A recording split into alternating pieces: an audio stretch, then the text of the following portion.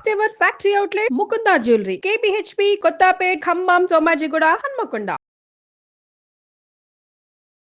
ஆண்டாள் திருவடிகளே శరణం. ఆండాళ్ తల్లి పాడిన 30 పాసురాలు తిరుప్పావై దివ్య పాశురాలను రోజుకొక్కొక్క పాసురం చొప్పున చూస్తున్నాం.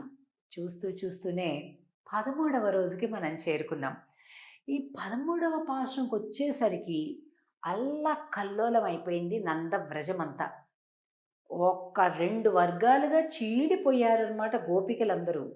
ఏమిటో తెలిసిన రామ పార్టీ ఒకళ్ళు, కృష్ణ పార్టీ ఒకళ్ళు.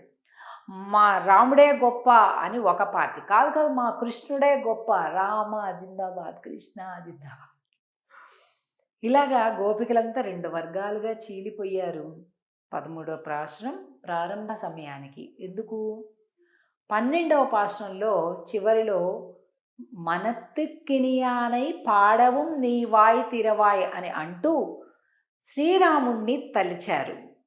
ఏమ్మా, మనం కృష్ణుడి కాలంలో ఉన్నాం, మనం కృష్ణుడి కోసం వెళ్తున్నాం, నువ్వు రాముణ్ణి ఎందుకు తలిచావు అంటూ ఒక పార్టీ ప్రశ్నించేసింది.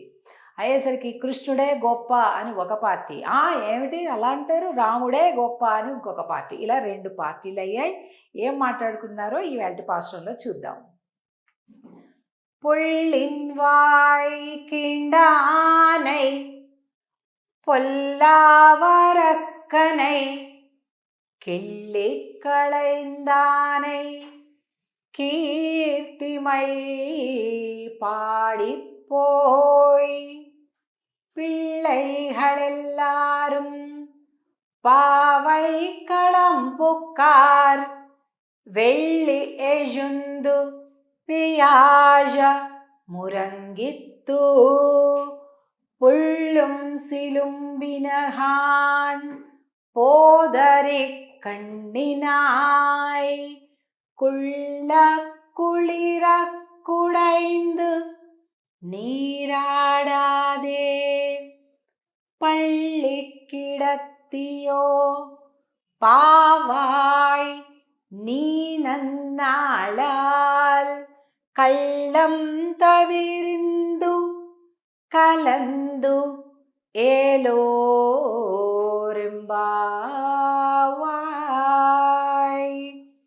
పుల్లిన్వాయ్ కీండానై పొల్లావరక్కనే. పుల్లిన్వాయ్ కృష్ణుడి పార్టీ ఆమె వచ్చింది. అందరు అబ్బబ్బబ్బ కొట్టుకోకుండా రా అని ఒక వృద్ధ గోపిక, పెద్ద గోపిక వచ్చి, మరి ఎందుకలా కొట్టుకుంటారు, ఆ రాముడైనా కృష్ణుడైనా ఇద్దరు ఒక్కళ్ళేరా, ఎందుకు కొట్టుకోవాల్సిన అవసరం లేదు అని ఒక పెద్ద గోపిక ఇద్దరు పార్టీల్ని సర్దుబాటు చేసి, మీరు ఒకసారి కృష్ణుడిది పాడండి, మీరు ఒకసారి రాముడిది పాడండి, మళ్ళీ మీరు ఒకసారి కృష్ణుడిది పాడండి, మీరు ఒకసారి రాముడి గుణం పాడండి అని ఆవిడ తీర్పునిచ్చింది.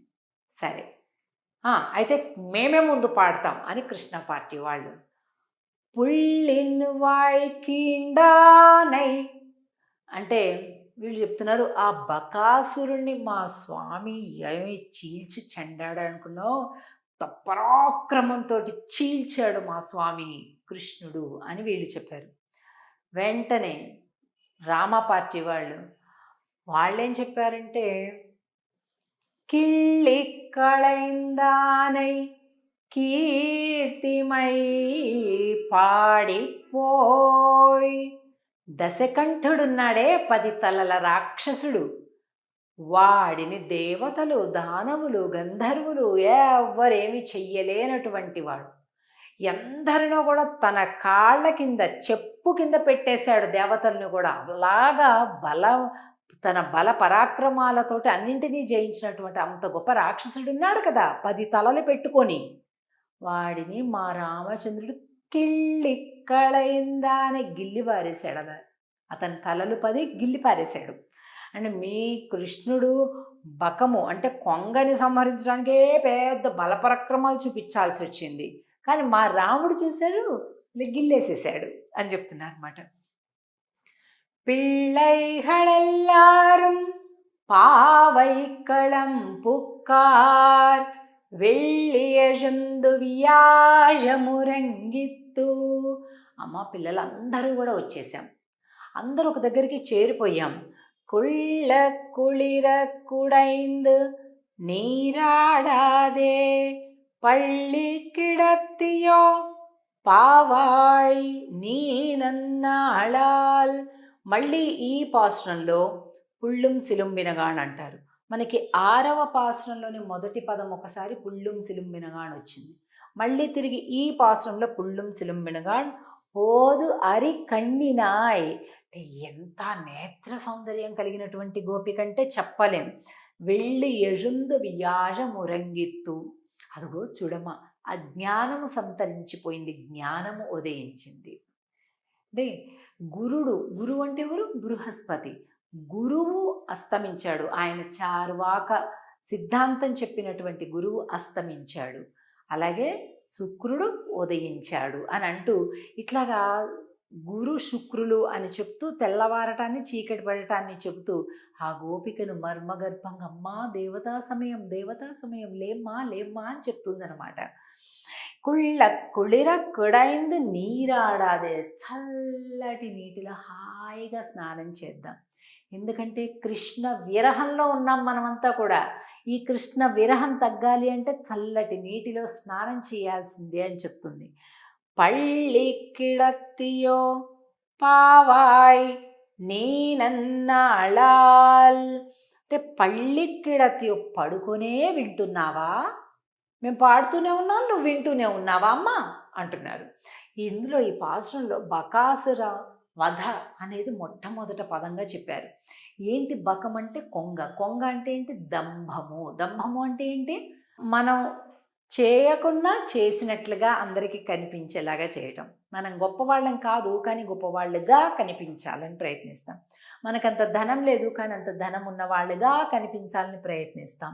అలాగే ఒంటి కాలుతోటి నిలబడి కొంగ ఏం చేస్తుంది?